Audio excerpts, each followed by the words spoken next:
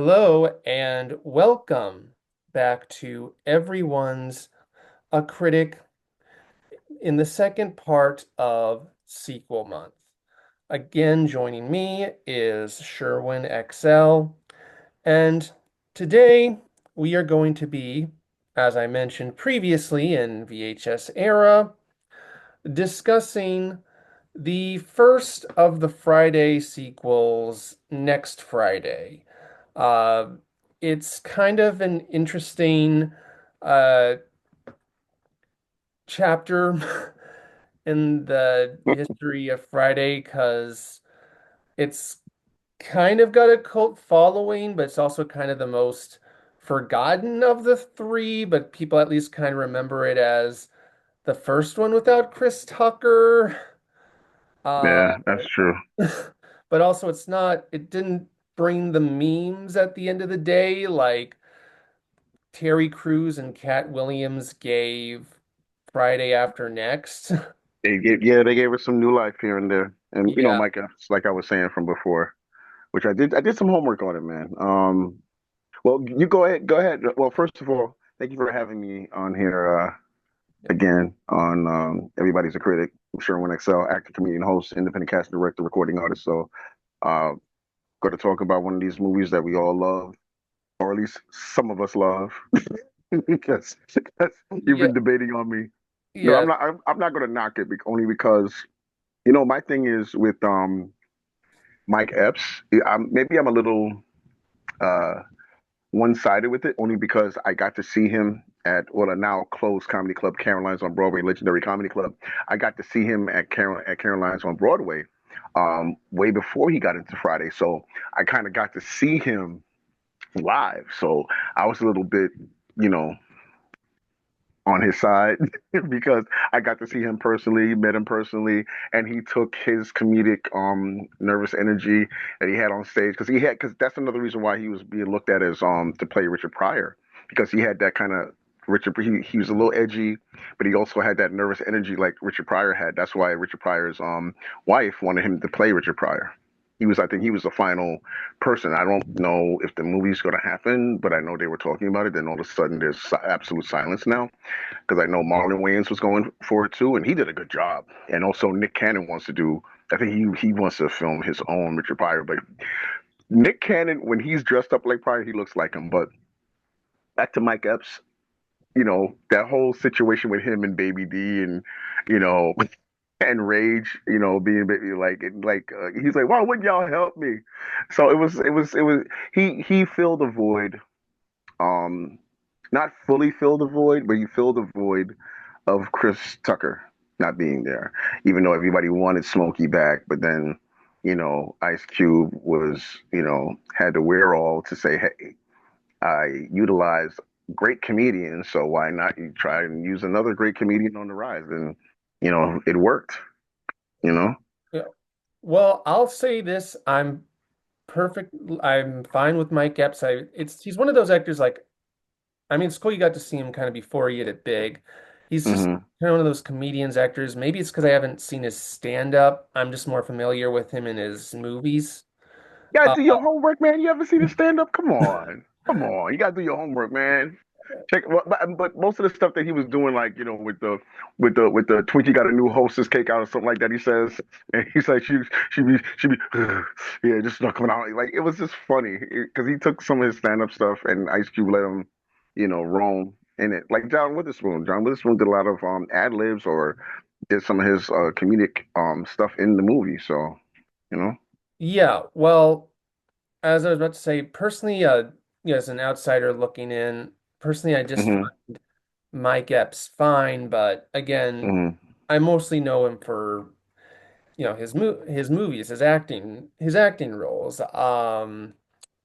And I will also say, I think I did hear that Chris Tucker didn't want to come back because he became like religious and was like, I don't want to like play a pothead anymore, which is why at the beginning they even said, Yeah, everybody that just disheartened everybody, man. yeah, But the but I think if he would have came back, I'm sure Ice Cube would have, because Ice Cube is a phenomenal writer, so he would have definitely wrote his way around it, where he's probably he could have put in that he found God and he's trying not to smoke and he's getting high religiously instead of high chronically. Yeah. So he's getting high on chronicle scriptures instead of the chronic. He could have did that. I don't know. I could I that it would have worked, Yeah, even but though. I know that's kind of why Friday 4 was stuck in production hell for years because the studio was like, we'll only do it if Chris Tucker comes back. And Chris Tucker was like, I'm not interested over and Took over too took again. too long. AJ passed. Benny Um, Lister passed, John yeah, Witherspoon Tiny, John passed. Witherspoon. But I'm like Bernie Mac. Come on, you know, man. Yeah. Yeah, that Especially like yeah, that's crazy. the problem. Too many of the actors passed and Chris Tucker doesn't want to do it. I think the studio fine. I don't think he's coming back for Friday 4, but like I think the studio kind of just finally caved. I don't know why. Well, I know one thing. Everybody from Next Friday and all the others, like everybody else that came in, like of course, Clifton Powell's character Pinky later on, within the franchise, Uncle Leroy, so it's like, you have all those characters that were in there, so some extra ones. But like the main thing is that from the jump is that everybody was always missing Chris Tucker because he was basically, the pillar of the whole movie because the whole thing of Friday was because of him messing up and adding in Ice Cube on the nonsense. So Yeah. that was the rough part. Yeah. And I think actually, because this is, I will just say about Friday 4, like, before we get in, like, before we actually get into the movie we are discussing today, Hmm. which is Friday 2. Yeah, Yeah, next Friday.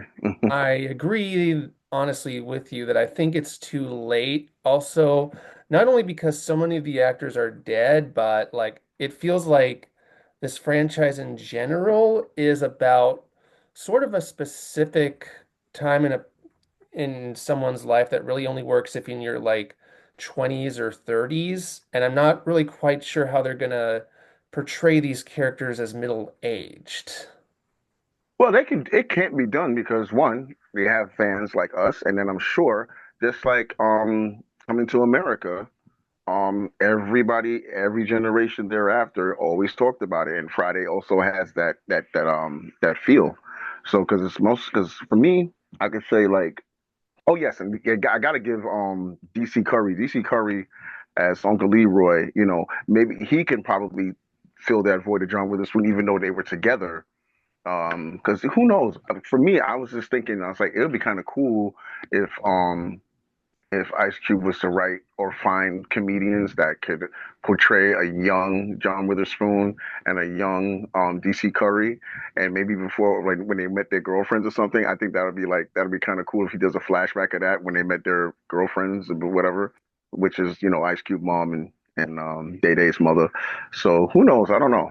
Yeah. There's so many things that he could probably do that you might think up, and then there's things that he's probably going to do that you would never think, and it'll probably, it'll come off great because, Cat Williams and everybody else like DC Curry, they helped fill the void. Like I said, they could help fill the void only because they've been there. DC Curry is freaking hilarious, so so he could probably help in some areas. It Yeah. depends on what Ice Cube is going to do with it. And if they do what I think what everybody's been talking about, like, um, I think they want to have, who is it they said I think DC Young Fly. They said that he may play Smokey's son. That would work. That would work because when he first came out, even though he's his own person, he reminded you of Chris Tucker with his high pitched voice. Yeah.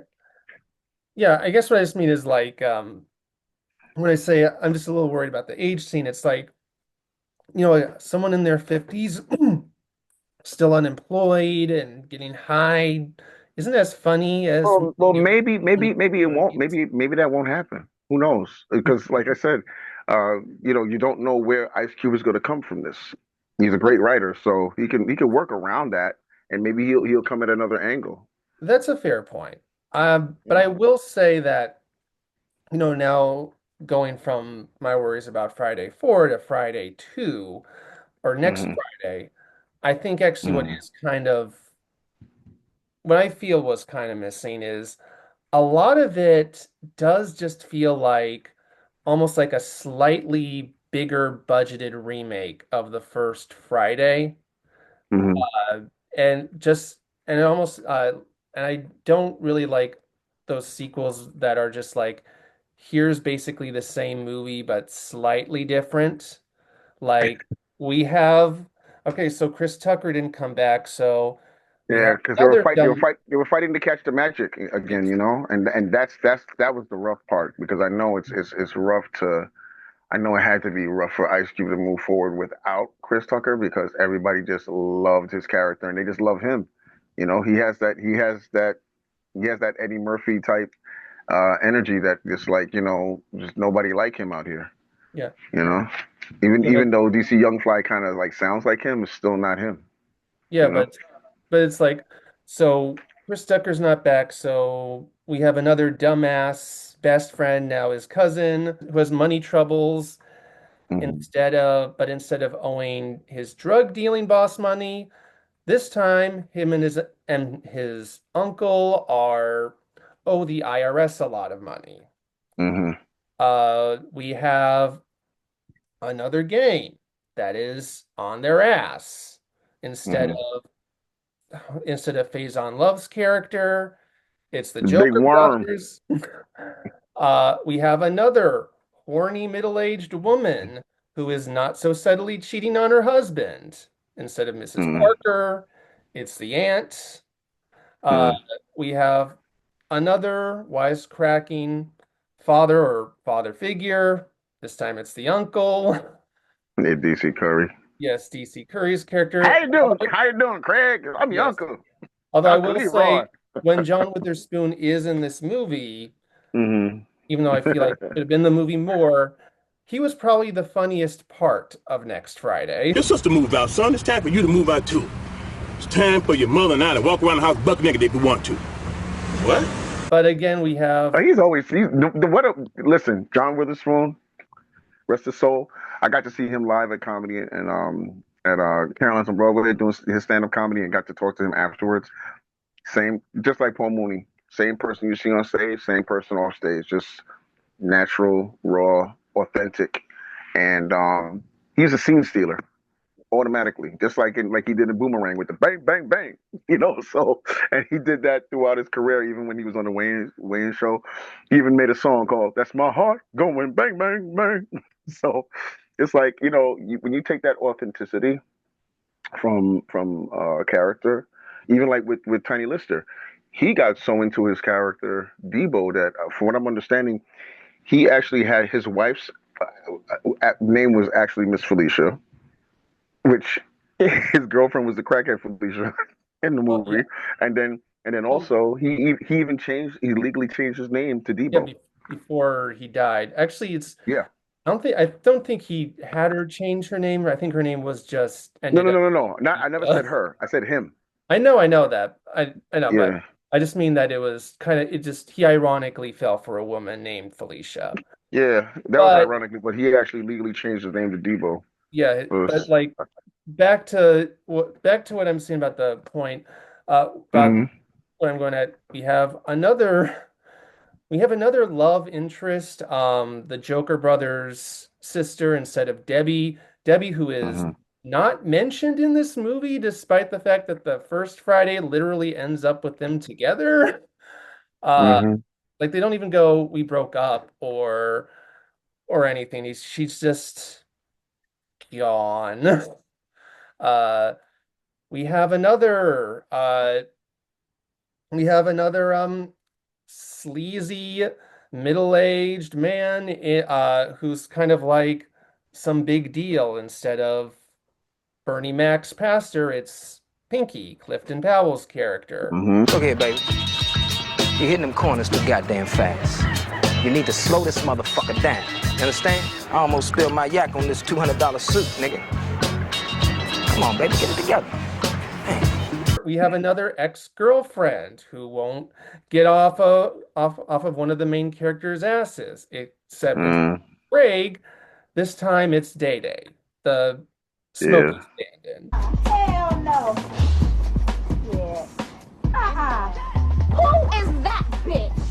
Yeah, who is that bitch? Who you talking to? Nigga, I'm talking to you.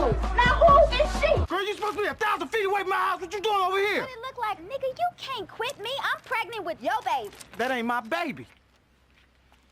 That's my baby right there. Oh, man. You keyed my shit. Bitch, you keyed my shit. I got your bitch right here. We have another joke where one of the characters tries to set up one of our main characters with a fat woman. We have their money problems being solved by basically them stealing from the bad guys. Yeah, and who else was funny in it? Of course, Michael Blackson. You motherfuckers! Can I help you, sir? Yes, what is this? Huh? This is whack! I can't get jiggy with this shit! Where's your damn manager, that pink motherfucker? The manager's not here. I'm running the store right now, sir. You look like that player hater who sold me this shit. Give me my damn money back right now, and I don't have no damn receipt. Well, where's the cover? I don't have no damn cover. Kiss my ass, so what? Can I see it, sir? Look at you been chewing on this shit before you came in with bullshit, motherfucker! You know you're fucking with Bishop Tudo. Try again, motherfucker. Winnie Mandela's a little. Try again, motherfucker. That's an ugly ass black dude. I'll go post on this motherfucker. Man, you better get your hostile black ass out of here. Yeah.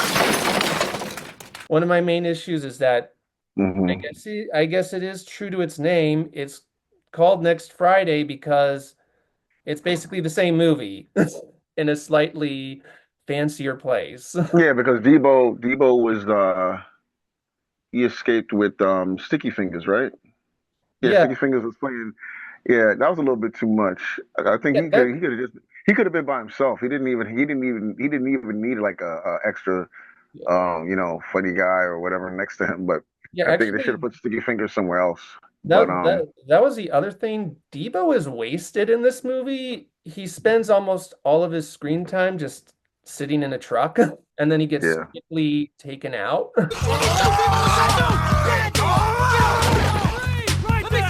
Two milk duds, two giant milk duds. I feel like he was just brought back in because he's a fan favorite. Yeah, as Ice Cube, um, um, always lovingly put it, he was America's favorite bully. Yeah, and I think, To the, but I think here's the weirdest part. Like, Mhm.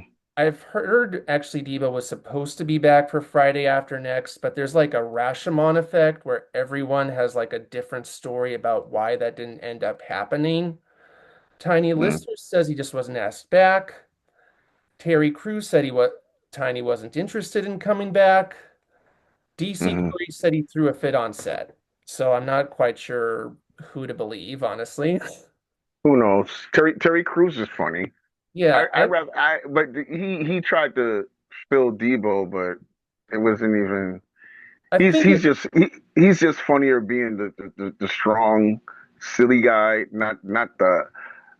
He could pull off playing a mean guy, but he has comedic timing. He has natural comedic timing, and I'd rather see him do that. But I know he can do other things. But trying to take Debo's spot, and then from what I'm understanding, Cat Williams said that whole scene was supposed to be him getting raped by him, and he said that wasn't funny. He rewrote the whole thing and made it funnier, with the monkey wrench, whatever, on his nuts, whatever. He's oh yeah, like pimp down, pimp down. So he wrote it. yeah. You Actually, know? I've I knew that I think it was actually around the time that Friday After Next came out. There's like a famous clip of this where Tiny Lister was complaining about the roles he was getting on like an obscure Christian channel show. I think he might Yes, have he been said he talking yes about he yes that. he said if Yeah, I believe I'm correct in saying this verbatim. He said that Hollywood did not like him because he refused to compromise himself and wear a dress. He and I said that think he said that kids want to follow a soldier, not somebody wearing a dress. That's what he said. And I think it might have been in reference to this scene. So that might Po- be Possibly, but I don't think Terry. He didn't wear a dress in this, did he? no, No. but Hmm. maybe Terry Crews got them to get rid of the dress. Yeah. I'm just doing some detective work, but actually, no, I think Mhm. I do kind of disagree that that Terry Crews didn't really work because I think that is actually kind of what No, I didn't say it didn't work. I just okay. I know he has comedic timing and he's a really great actor. But but him trying to like maybe if he was Debo's little brother, maybe they should have did something like that. Maybe No, I could have seen that. yeah, I but would have rather some type of family connection. I don't know. What I'm saying is just that like he is supposed to be like the Debo like character, but I think kind of made it more fresh by making it a more comedic character. Good to be home, you know what I'm saying? Because in the prison, dog, hey, ain't nothing but the fellas, nigga. I heard. That's what I heard. And I swear, hey, we got to care about each other. Yeah, that's real. That's right. That's I'm fairly Oh, yeah. I heard you motherfuckers ain't paid your rent this month. Stuck in the Dodge with moms and shit. Get your titty out my chin. Show up here tonight without that rent money, and we gonna get real motherfucking acquainted. Debo, who was more of a serious character in an otherwise silly world. Yeah, he was like he was like Jaws in a goldfish tank, Yeah, basically. yeah, but so I think actually that's kind of what I it kind of helped at least for like keep things fresh while in next Friday it's like Debo's back. Oh fuck, what do we do with him? Uh, and actually, you know what? The setup for next Friday, I know these movies are pretty much hangout movies, so plot's not super important, but like the setup actually with Craig going to LA to hide from Debo doesn't quite make sense because at the beginning he's like, I don't want to move. Why are you making me move? I feel like the biggest punk around here. I whipped Debo's ass. He should be the one moving. And Craig's like a grown man, so it's like, yeah, why is he moving? Like, and his dad was the one who told him to beat up Debo in the first place. Why would he be making him Yeah. move? They And use also, these. yeah, Live to survive to see another day. Live to see another day. Mr. So Did yeah. he? Yeah, so like that, like the setup of using them going to LA to hide from Debo doesn't even make sense. Well, to a point that I guess he was figuring, well, if he gets out of jail, he's going to come looking for you and he's going to start some trouble. Because that's usually the back, way back when if somebody did have a fight with somebody and they had neighbors or they were in the same neighborhood.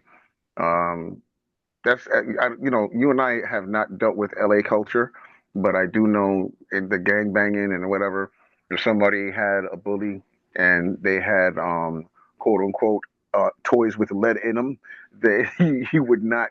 Or if they had real big guns and you're going to be fighting and fighting and fighting all the time, they were just like, you know what, go over there with your family for the summer, or go over there for a little while, get yourself together and whatnot, you know.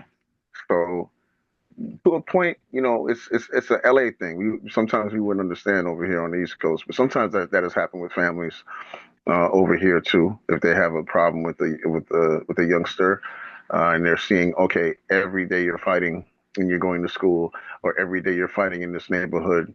You and this person don't get along. So before you or he or she and you guys kill each other, you're gonna take you out of this equation and put you in a safe place. So that's some parents. Some parents, I guess the only thing that is sort of weird is that like Craig is still a grown ass man, so it's like kind of feels like he should have more bodily autonomy in this situation.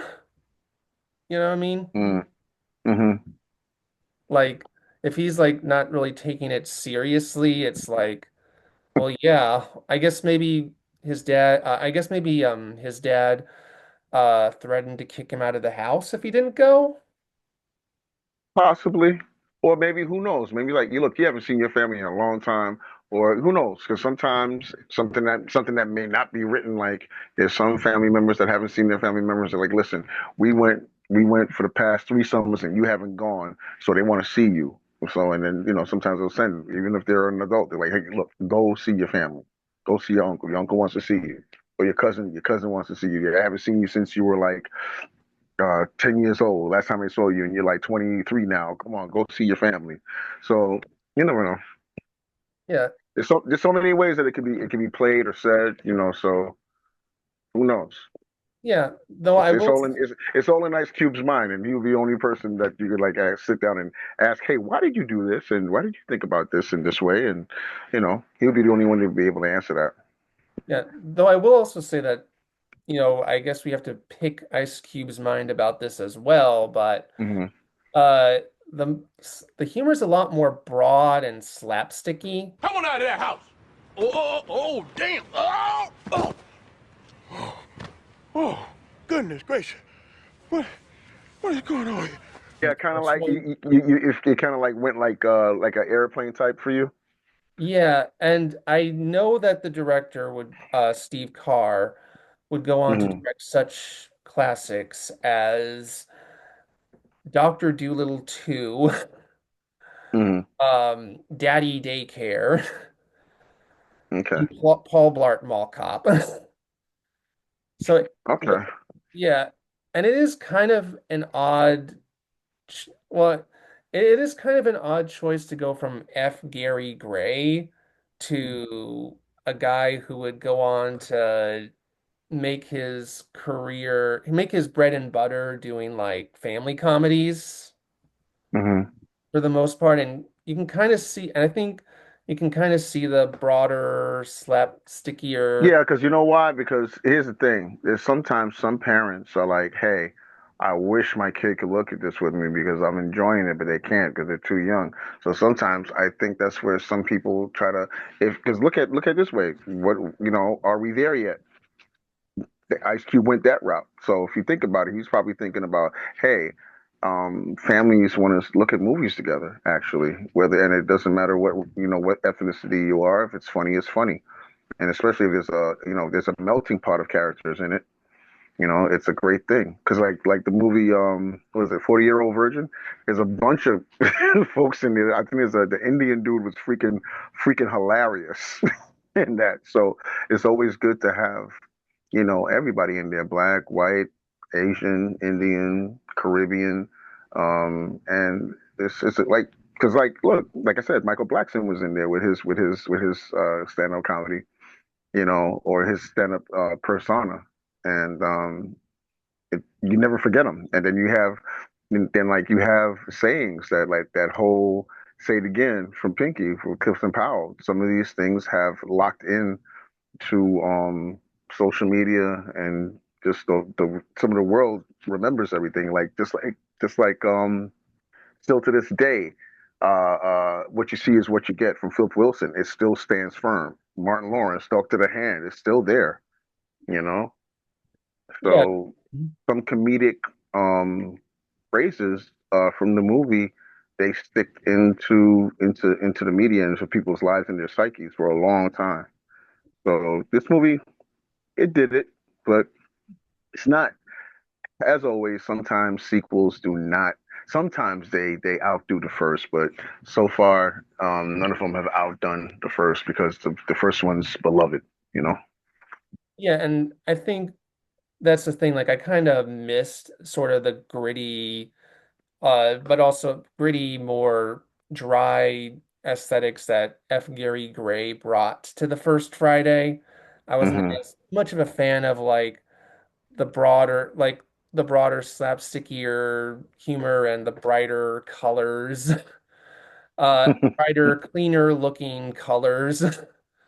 It like Yeah, nothing because against yeah, Steve because Carell. AJ Johnson, he's like, okay, look at that shit. So it had a little bit of it had so many characters in the first one that everybody, you remember everything in there, just having Bernie Mac there and then Chris Tucker, going at him. He's like, "This is what it is, young man." He's like, "Well, was it round here? It's 20 and twin." And so you have all the good stuff from the first one that I know I understand what you're missing.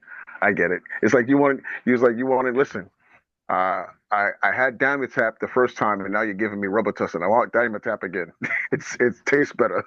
So I get where you're coming from. Yeah, I don't know. I think basically like when F. Gary Gray, Ice Cube, and DJ Pooh came together, they made something Hmm. like special and like, even though Friday is of course mainly a comedy, and that's what Right. it's mostly remembered as, some actual there are some dramatic, intense moments towards the end, and Yeah. scenes where you actually do kind of sit down and really get to understand these characters and their struggles and kind of like that emotional thorough line of, is this just my life forever? And here it is Hmm. more like just a stoner comedy, and that would be fine if it was funnier. I think that's just kind of at the end of the day.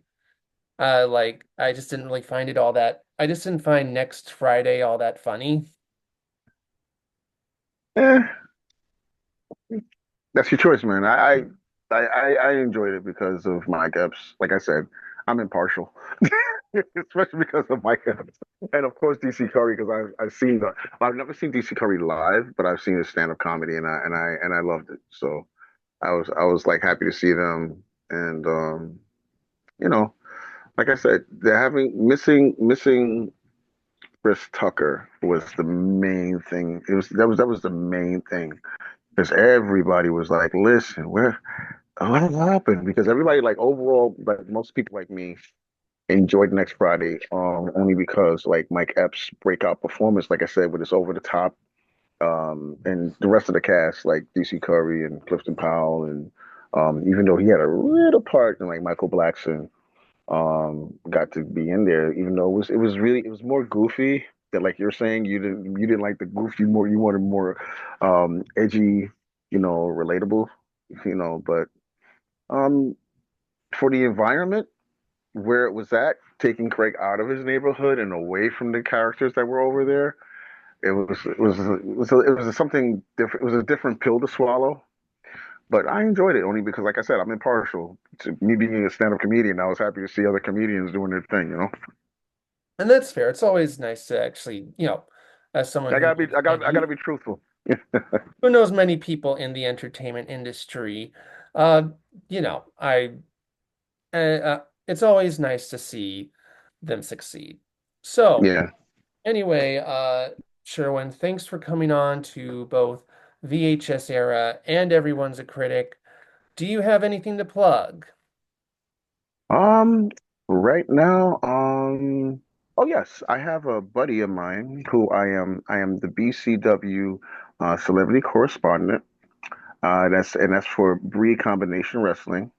They're about to have their up and coming Halloween special is going to be. It's called Nightmare at the Mecca, and it's happening in New Jersey. It's at 106 Bergen Avenue, Ridgefield Park, New Jersey. Doors open at 6 p.m. The bell's at 7 p.m. And if you want tickets, just go to you can go on Instagram or you can go on Event. I think it should be on Eventbrite as well. But just look up Brii Combination Wrestling. It's BRII Combination Wrestling, or look up someone by the name of Anthony Cole on Instagram. That's Anthony, regular spelling Cole. And follow me, Sherwin XL, also at SHERWIN XL. And I was happy to be here anytime, Kevin.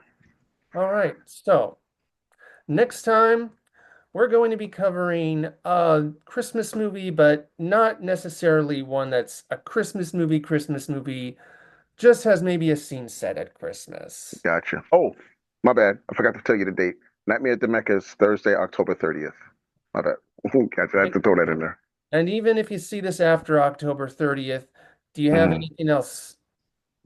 For right now, I've been I'm waiting to hear from the guys that I got signed to work with the hip hop group, the Lost Boys. So I'm waiting to find out when we're going to start filming. I'm going to be in that with my buddy, Cool Bubba Ice. Yeah. And then just recently, I was at the BET red carpet and pre-show with DJ AG for the Caribbean Music Awards and went viral on that. So if you guys want to see that, you can go on my Instagram. And I want to give a shout out to Tina Lorenzo, who is, family member to Irv Gotti from Murder Inc. She just recently got honored at BMI in Brooklyn College, and just wanted to give a shout out to her. We just had that, and looking forward to doing our next Move the Crowd event under my brother, United Nations Ambassador Prey, and Dr. Monica Sanchez of Miss CARICOM International Foundation through the United Nations. So when that comes up, I'll let you know. Okay. Well, we'll see you later, everyone. Yes, sir. You can do it, put your back into it. I can do it, put your ass into it. You can do it, put your back into it. I can do it, put your ass into it.